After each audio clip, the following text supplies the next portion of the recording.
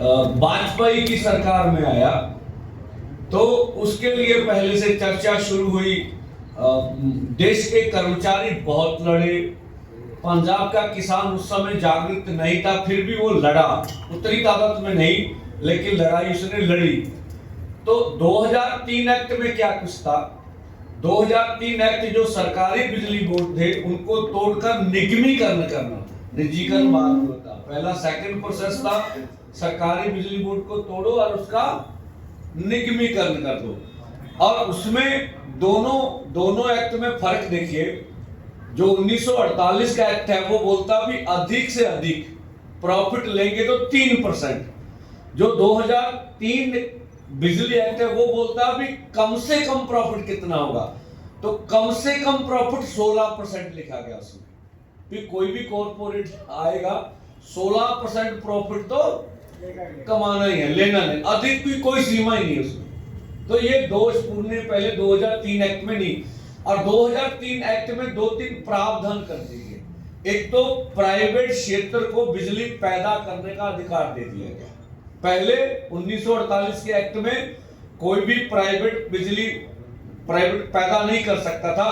तो उसके बाद जो धड़ाधड़ पूरे देश में प्राइवेट थर्मल प्लांट लगे, पूरे देश में लगे, तो वो प्राइवेट बिजली पैदा होनी। और प्राइवेट बिजली पैदा करने वाले थर्मल प्लांटों को सरकार ने अधिक रेट दिए, रेट उसको ज्यादा दिए और कमाई कम आने लगी। तो इससे जो कॉर्पोरेट मॉडल था वो देश में स्थापित होगा। पंजाब में 4-5 थर्मल प्लांट लगे हुए। सभी सरकारें बोल के आती हैं कि जो एग्रीमेंट हुए प्राइवेट थर्मल प्लांट से हम रद्द करेंगे। आम आदमी पार्टी भी पंजाब में बोल के आई थी जो पीपीएस परचेज पावर एग्रीमेंट हुआ हम रद्द करेंगे, लेकिन रद्द नहीं किया। इससे पहले कांग्रेस भी पंजाब में यही बोलकर आई थी, लेकिन उन्होंने एक्ट रद्द नहीं किया। ये इल्जाम लगाते थे अकाली और भाजपा के ऊपर कि इन्होंने इस बिजली बोर्ड को बेचने के लिए ज्यादा इनको दाम दे रहे हैं। तो ये हमने देखा पूरे देश में प्रोसेस शुरू होगा। तो अब क्या बचा? हमारे बच गया था कि जो बिजली के दाम तय करने हैं वो गवर्नमेंट के पास थे। बिजली के दाम तय करने, बिजली पैदा करने का अधिकार तो पावर सेक्टर ने पहले ले लिया, कॉर्पोरेट ने। अब जो ये 2020 इलेक्ट्रिसिटी एक्ट आया था, इसमें ये प्रावधान देना था, अभी तक रुका हुआ है ये।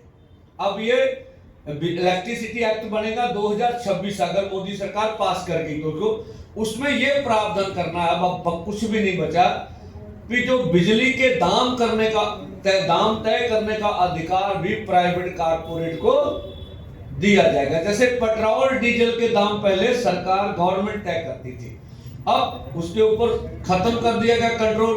अब प्राइवेट कंपनियां तय करती हैं, रात के 12 बजे वो 10 पैसे 50 पैसे इस तरह से दाम बढ़ा देती हैं। जब बिजली बोर्ड का निजीकरण हो गया तो इस बार आपको बिल आएगा 4 रुपए या 10 रुपए प्रति यूनिट, और अगले महीने 15 रुपए यूनिट भी आ सकता। वो तो कॉर्पोरेट तय करेगा कि हमें कितनी दाम में बिजली बेचनी है।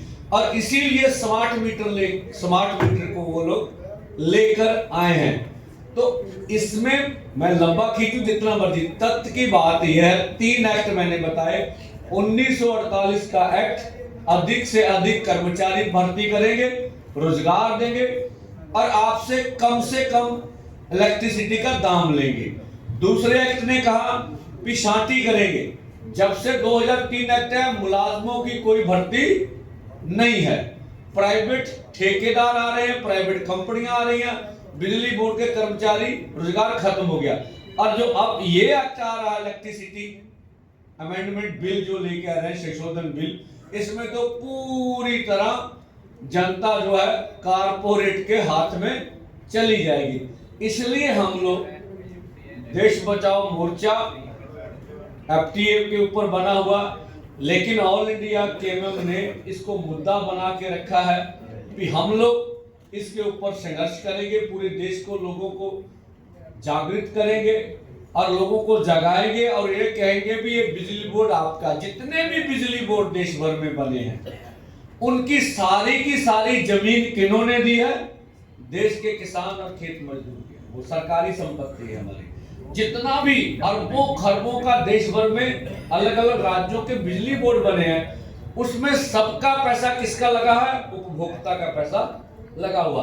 अब औने पौने दाम कोई भी हमारी संपत्ति प्राइवेट कारपोरेट को बेचे, उसका किसी को भी अधिकार होना नहीं चाहिए। हमसे पूछे ना, असल इस देश के मालिक तो देश के लोग हैं, और कोई ये हमसे पूछते नहीं है कि ये बिजली बोर्ड हमें बेचना है या नहीं बेचना। हम कहते हैं किसी भी पॉलिटिशियन की कोई निजी संपत्ति है, मोदी जी की निजी संपत्ति है, बेच दे जिसे मर्जी। अब कोई भी जनता की संपत्ति है, वो लोगों को पूछने के बगैर बेचनी नहीं चाहिए। तो ये पूरे भारतवर्ष में चल रहा है निजीकरण का पहाड़ा, चाहे रेलवे का निजीकरण हो, चाहे आप इलेक्ट्रिसिटी बोर्ड के निजीकरण का सवाल हो, बहुत से अनदर क्षेत्र हैं जो निजीकरण हो रहा है। तो इसलिए हम लोग इलेक्ट्रिसिटी अमेंडमेंट बिल अभी 2026 आएगा, अगर आया तो इसके मसौदे का हम लोग लगातार विरोध कर रहे हैं और सबसे आह्वान करते हैं कि इसका आगे भी विरोध होना चाहिए। तो हम पीटी जोन का, उनकी टीम का, अपने कैमम के सभी लीडरों का धन्यवाद करते हैं। इतना बढ़िया उन्होंने डिस्कशन का मौका हमें दिया, और जिन्होंने अभी बीजू जी ने भी अच्छा एफडीए के ऊपर अपने विचार रखे, और भी प्रवक्ता ने अच्छे विचार दिए हैं। और समय थोड़ा, मेरे सबसे सबका धन्यवाद। वाहिगुरु जी का खालसा, वाहिगुरु। बहुत बहुत धन्यवाद।